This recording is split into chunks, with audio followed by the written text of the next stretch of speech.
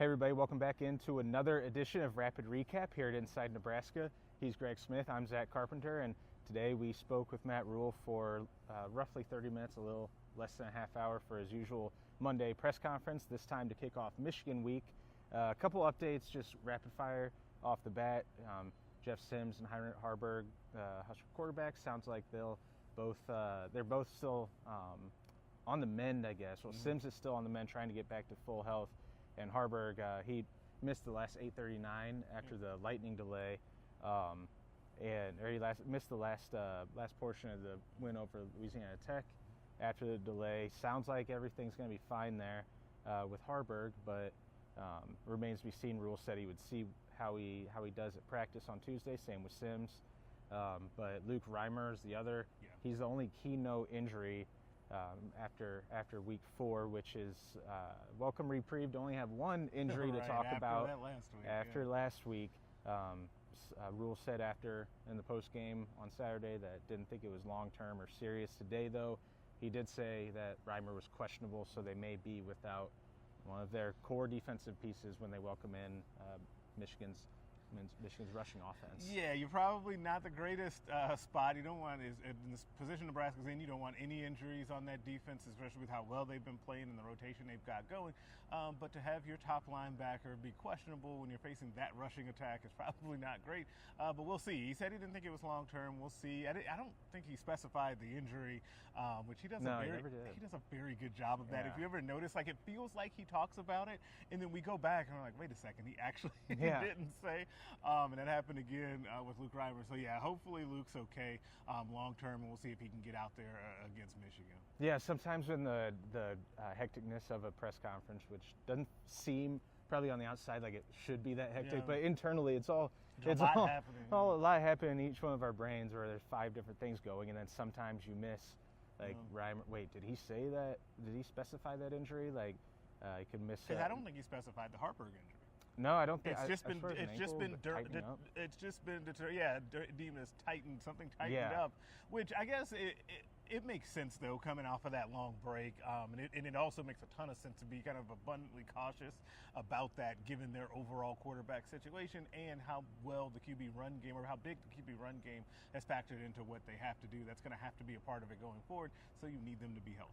Yeah, and on the Luke Reimer point, I mean, This Husker defense had struggles with tackling for the first time, really, throughout the first 4 games. I mean, I know they were marked for, like, 14 missed tackles against Colorado, but I think, like, 6 of them came on 2 plays when Travis Hunter got in space or Jimmy Horn got in space. But on Saturday against Louisiana Tech, they had some missed tackles, one specifically right here in this corner of the end zone when Quentin Newsome and Mekhi Bear both missed a tackle on Louisiana Tech's first touchdown of the game, and that's what I think they missed on Saturday. Once Reimer went out, it was another sure tackler and leader of that defense. It's something that you could be missing for Michigan, which will have Blake Corum, Donovan Edwards, one of the best, if not the best, offensive line in the country, 49th ranked rushing offense right now. But Rhule did mention. He emphasized Nick Henrich and the fact that he's sort of getting on a roll. Yeah, and he's coming back and been very healthy here, and has played pretty well too. Javen Wright has also, the good thing about what they had been doing with the defense and rotating guys like Wright in, he's played a lot of snaps this season, right? So it wasn't, when he went in for Reimer, it wasn't the first time that he had seen action all season, which is, I think, something that we'll see unfold as the season goes on. The early season rotation and what we saw will pay dividends later when guys actually could just kind of plug and play and get in there. But that's still kind of a tall order to ask him to come in and replicate what Reimer can do against this particular rushing offense. Yeah, I mean, this is a game you mentioned for the later season games, those early rotations, and this sort of just jumped to my mind was those first 4 games. One of the biggest reasons for those heavy rotations, among many others, was preparing them for October and November, those championship months, as Tony White labeled them. But games like this against Michigan, against the number 2 ranked team in the country that's bringing rough and tumble ground and pound type offense with a really talented quarterback into Memorial Stadium. These are the type of games of why you had those rotations in the first 4 games. Right, and now those guys that are coming in have confidence that they have confidence, but they also have kind of like intelligence about the defense, right? It's not the first time they're getting out there against those guys. So now they kind of gotten their feet wet and know what to do. So hopefully they're then able to hit the ground running. That's going to be really, as we think a little bit about the game, like the key to me, or the thing that I'm most looking forward to seeing, how does this defense hold up as they've performed very well to this point? I don't want to quite call it like this huge test for them, because on one hand it is a big test, but on the other hand it's the number 2 team in the country. We're not expecting Matt Rhule in year 1 to be able to go out there and stuff Michigan right now. At least I don't think reasonable people are expecting that. There's somebody out there watching this that does, but it will be a nice measuring stick to see how much farther they have to go. Let's put it that way. Yeah, I think so. That's a good point. And the measuring stick, it's like blueprint game. The word blueprint is what Matt Rhule used when talking about Michigan. He said he was just asked about the fact that, first off, Nebraska is number 1 in rush defense, number 6 in rushing offense. He talked about that, and Michigan has a similar style, similar groundwork of we defend the run really well and we run the ball really well. That's how it's been the past 2 years when they've won Big Ten championships, made college football playoff appearances. It's the same way this season with Jim Harbaugh, who will be back for his second game of the season after that 3-game suspension. But he missed those tough games. Yeah, exactly. Bowling Green and Southeast Louisiana Tech State, A&M. Iowa Northern. But with Michigan, I can't remember. I should have asked you this off camera, but maybe we don't have to get into specifics. Okay. I swear that it might have been Mickey Joseph who talked about they're the blueprint for a team last year. There was a team coming in.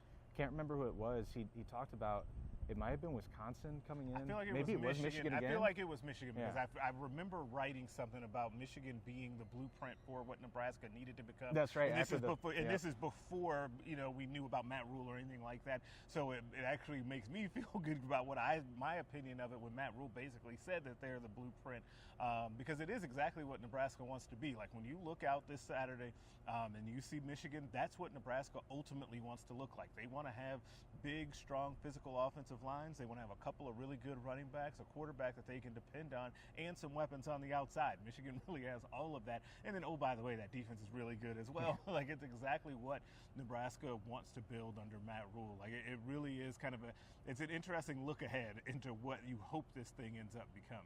And, by the way, Matt Rhule mentioned, and I think that this should not be forgotten, that this did not happen overnight for Jim Harbaugh at Michigan, right? It was, again, how many different times did we think Jim Harbaugh was going to get fired or resign or leave to go to the NFL because he wasn't making it at Michigan? So that's just another point in the direction, just like Florida State and Mark Norvell and some others around the country. Patience is sometimes needed.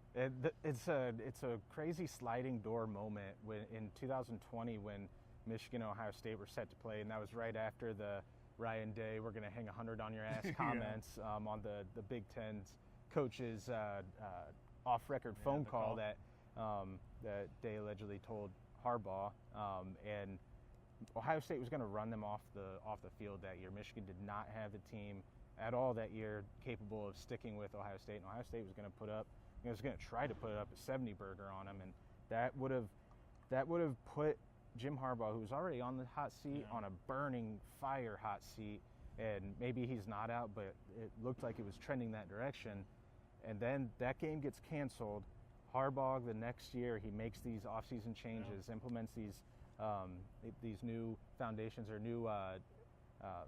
new tentacles to the program. Yeah, the weight room, they totally overhauled all of their strength training. I remember reading about that, and it was just incredible, the stuff that they were doing with their offensive line, which is now, like you said, the best in the country, or one of the best. It's an amazing turnaround that they had. Yeah, it's just it's wild that one off season that led into 2021 against Ohio State, last year against Ohio State, and now they're a national title contending team for the third straight year.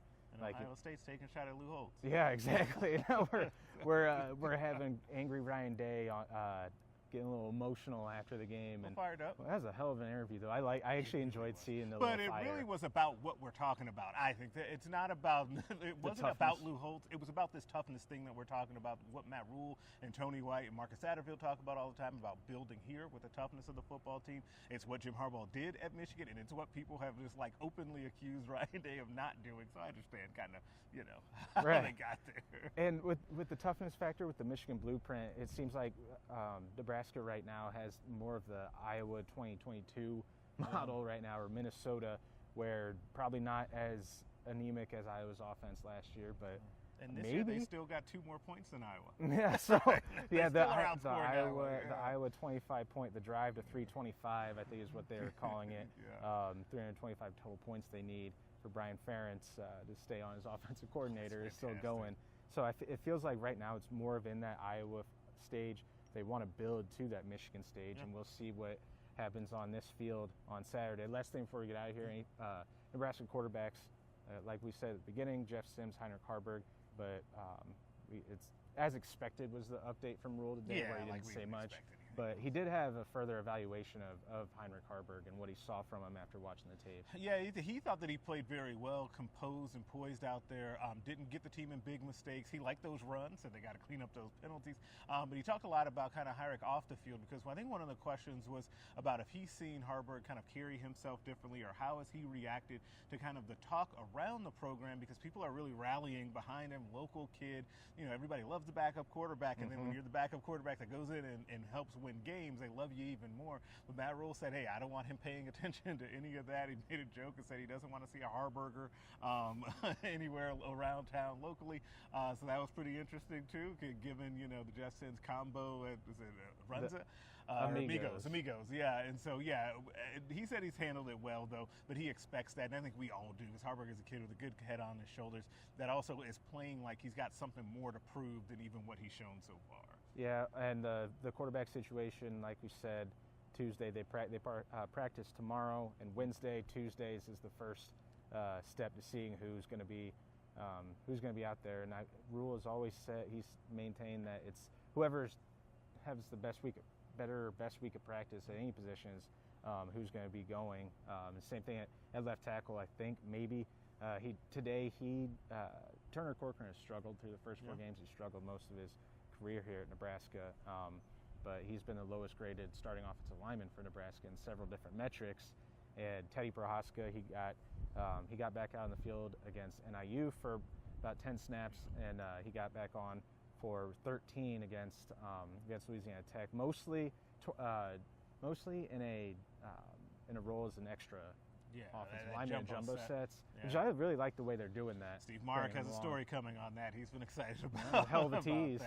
That, but mostly in run blocking sets too, instead of pass blocking. So bringing him along, and Rhule maintain that's the same situation now. He said pretty bluntly, Turner Corcoran's the starter at left tackle, and Teddy is bringing him along, and we'll see how this week goes. Right. Yeah, which is pretty interesting, because it makes me think, like, what is he seeing that people aren't seeing kind of behind the scenes at practice? But looks like that'll, at least for this week, again, maybe Turner Corcoran will be out there as a starting left tackle. Yeah, and like you mentioned, Steve Marek will have a story up at Inside Nebraska later this week. We have more coverage from Rhule's press conference today. We'll be back out here on Tuesday, tomorrow, with Marcus Satterfield, Tony White, and a slew of players set to go. In addition to John Cook, volleyball head coach, Fred Hoiberg, and Amy Williams of Nebraska women's basketball, who they're getting their basketball programs are getting their seasons up and running. Nebraska's national title contender in volleyball. So we'll have all of that coverage for you at InsideNebraska.com and on Inside Nebraska YouTube channel. So I encourage you guys to like this video, subscribe to our YouTube channel, get these videos dropped directly into your feed, including bold predictions coming Thursday, where we'll get into some stuff. We'll be getting into some stuff, and we'll see what this guy and Steve and our crew has in store for Nebraska, Michigan. So again, for Greg Smith, I'm Zack Carpenter, and we'll catch you guys again next time.